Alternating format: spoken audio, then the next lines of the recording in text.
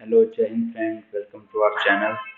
आज मैं फिर से जीके के कुछ इम्पोर्टेंट क्वेश्चन लेके आया हूँ। लेकिन इससे पहले कि हम आगे चलें, मैं आपको बता दूं, ये जो क्वेश्चंस की बात कर रहे हैं ये सारे गवर्नमेंट एग्जाम्स के लिए इम्पोर्टेंट है। चाहे वो एसएससी है, चाहे वो स्टेट गवर्नमेंट का एग्जाम है, चाहे वो बैंकिंग है, चाहे वो रेलवे है। तो आप इनको अच्छे से लिख लीजिएगा क्वेश्चंस को, या फिर वो रिमेम्बर कर लीजिएगा, याद कर लीजिएगा। लेकिन इससे पहले कि हम आगे चलें, आप चैनल को जरूर सब्सक्राइब कीजिए और वीडियो को भी लाइक और शेयर कीजिए। तो चलो देखते हैं हमारा पहला क्वेश्चन है, स्थायी बंदोबस्त किस वर्ष में लागू किया गया। तो जो स्थायी बंदोबस्त है ये 1993 में लागू 1793 में लागू किया गया, 1793 में लागू किया गया इसको। अगला क्वेश्चन है, श्रीरंगपट्टम में स्वतंत्रता का वृक्ष लगाने वाला प्रथम शासक कौन था। तो वो टीपू सुल्तान था, जिन्होंने श्रीरंगपट्टम में स्वतंत्रता का वृक्ष लगाया था। ट्री ऑफ लिबर्टी भी कहते हैं उसको। अगला क्वेश्चन है, वर्नाक्यूलर प्रेस एक्ट किस वायसराय के द्वारा पारित किया गया। तो vernacular press act Lord Lytton के द्वारा पारित किया गया था 1778 में, 1878 में। अगला क्वेश्चन है, भारतीय राष्ट्रीय कांग्रेस की स्थापना किस वर्ष में हुई। तो भारतीय राष्ट्रीय कांग्रेस की स्थापना 1885 में हुई। अगला क्वेश्चन है हमारा, वो है जलियांवाला बाग किस नगर में स्थित है। तो ये अमृतसर में स्थित है। अगला क्वेश्चन है, वैदिक साहित्य में सभा समिति को किस देवता की दो पुत्रियां कहा गया है। कि वैदिक काल में ऋग्वेद की या फिर उसके बाद के वेद जब लिखे गए उस टाइम की हम लोग बात करें, तो उस टाइम पे जो सभा और समिति हुआ करती थी उसको प्रजापति की दो पुत्रियां कहा गया है, प्रजापति की।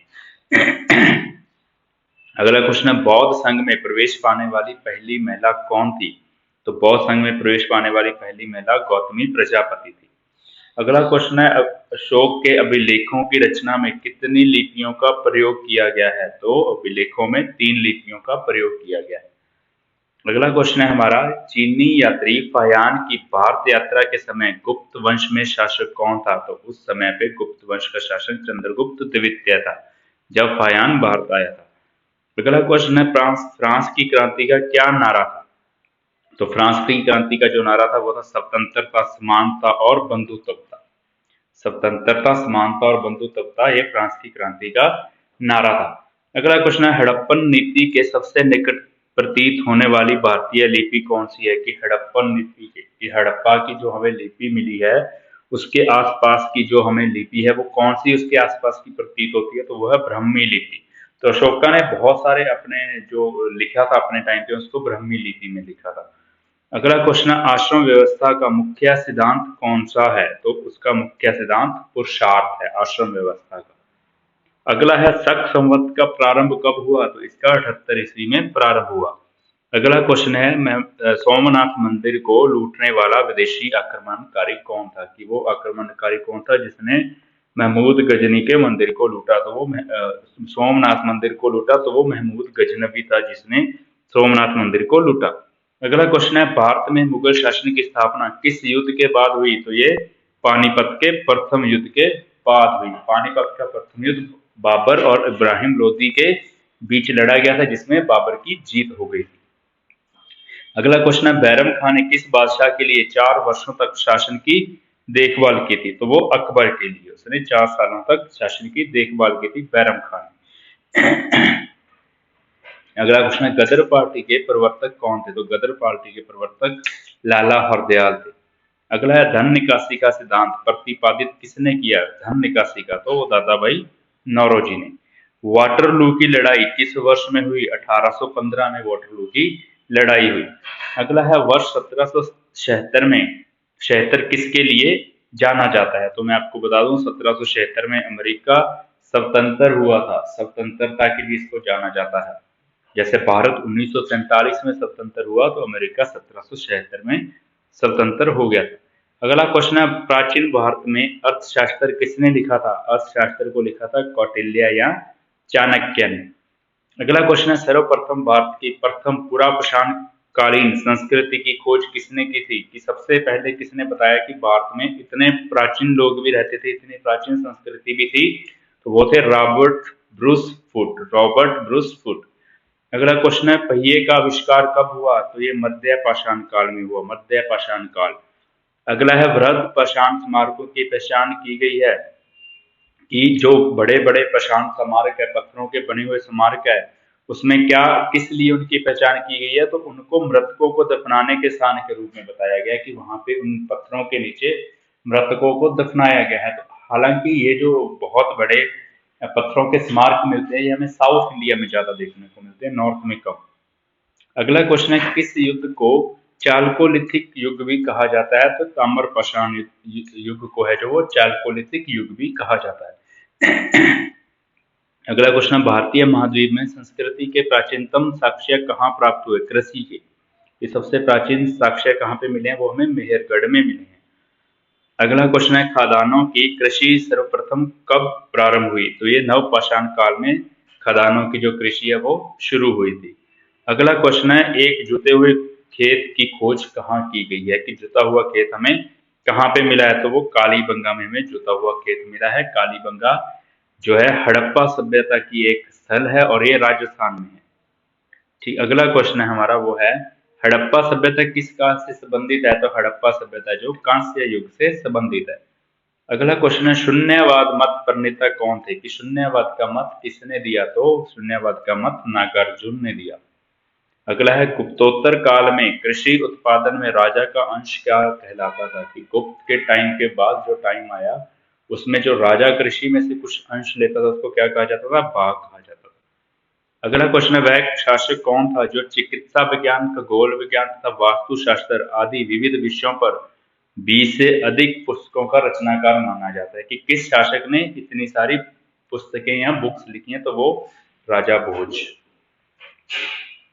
अगला क्वेश्चन है अंग्रेजों द्वारा बंगाल से निर्यात की जाने वाली प्रमुख वस्तुएं क्या थी? कि अंग्रेज बंगाल से निर्यात करते थे चीजें, तो उसमें वो नील और शोरा, नील और शोरा को उन्होंने बहुत ज्यादा निर्यात किया। अगला क्वेश्चन है हमारा सिकंदर ए शानी की उपाधि किस सुल्तान को दी गई? सिकंदर ए शानी, तो सिकंदर ए शानी की उपाधि अलाउद्दीन खिलजी को दी गई है। अगला है शिवाजी के समय में सबसे छोटी प्रशासनिक इकाई कौन सी थी? प्रशासनिक इकाई जैसे आजकल हम लोग प्रशासन की बात करें, कलेक्टर है, एसडीएम है, तहसीलदार है, पटवारी है, तो शिवाजी के टाइम पे उस टाइम की सबसे छोटी प्रशासनिक इकाई जो थी वो मौजा मौजा थी। अगला है विश्व विदेश में सर्वप्रथम किस भारतीय ने राष्ट्रीय ध्वज फहराया? कि विदेश में, तो ये मैडम बीकाजी कामा ने विदेश में सबसे पहली बार इंडियन ध्वज को फहराया। अगला क्वेश्चन है हमारा वो है ईस्ट इंडिया कंपनी का एकाधिकार किस वर्ष में पूरी तरह समाप्त हो गया? तो 1833 ईस्वी में जो ईस्ट इंडिया कंपनी का एकाधिकार था भारत के साथ व्यापार करने का, उसको पूरी तरह से ब्रिटिश क्राउन ने खत्म कर दिया। अगला है सैंधव सभ्यता के महान स्नानागार कहाँ से प्राप्त हुए हैं? कि सिंधु घाटी सभ्यता का जो महान स्नानागार मिला है हमें, वो कहाँ मिला? वो मोहनजोदड़ो में मिला है। अगला क्वेश्चन है अंग्रेजों ने रैयतवाड़ी बंदोबस्त कहाँ लागू किया था? रैयतवाड़ी बंदोबस्त, तो ये मद्रास प्रेसिडेंसी और बम्बई प्रेसिडेंसी में रैयतवाड़ी सिस्टम को अंग्रेजों ने शुरू किया था। अगला क्वेश्चन है हक ए शर्ब क्या है? कि हक ए शर्ब किसको कहा जाता था? तो ये सिंचाई पर लगाया जाने वाला कर था हक ए शर्ब। अगला क्वेश्चन है विक्रमशिला महाविहार की स्थापना किस वंश के शासकों द्वारा करवाई गई? तो विक्रमशिला महाविहार की स्थापना जो पाल वंश के शासकों द्वारा करवाई गई थी। अगला क्वेश्चन है नेहरू आयोग के अध्यक्ष कौन थे? तो नेहरू आयोग के अध्यक्ष मोतीलाल नेहरू थे। अगला क्वेश्चन है चाणक्य का अन्य नाम क्या था? चाणक्य का अन्य नाम विष्णुगुप्त था और चाणक्य का ही दूसरा नाम कौटिल्य भी था। अगला क्वेश्चन संयुक्त राज्य अमेरिका की गदर पार्टी के संस्थापक कौन थे? तो लाला हरदयाल।